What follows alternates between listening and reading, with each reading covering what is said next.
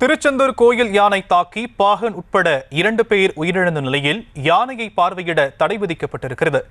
யானை கட்டி வைக்கப்படும் இடத்துக்கு செல்லும் வழி முழுவதும் பேரிகேடுகள் கொண்டு அடைக்கப்பட்டிருக்கின்றன. இதன் விவரங்களை செய்தியாளர் அஜித்குமாரிடம் கேட்கலாம். அஜித்குமார், அங்கு செய்யப்பட்டிருக்கும் பாதுகாப்பு ஏற்பாடுகள் தொடர்பான மேலும் விவரம்.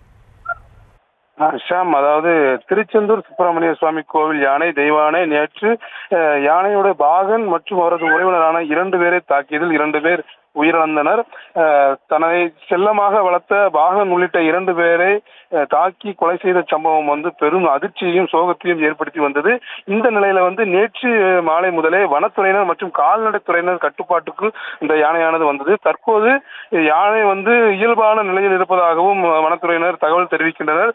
இந்த நிலையில் கோயிலுக்கு வரக்கூடிய பக்தர்கள் பொதுவாகவே யானையை பார்த்து அவர்களுக்கு பழங்கள் உள்ளிட்ட உணவுகள் கொடுப்பது வழக்கம்.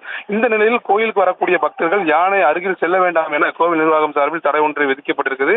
இந்த சூழலில் அந்த யானை அறைக்கு செல்லக்கூடிய பகுதியில் பேரிகார்டுகள் அமைத்து காவலர்கள் பாதுகாப்பு பணியில் ஈடுபட்டு வருகின்றனர். மருத்துவர்கள் மற்றும் வனத்துறையினர் மட்டுமே அப்பகுதியில் சென்று தொடர்ந்து நேரடி கட்டுப்பாட்டில் இருந்து வருகிறது. ஷாம்,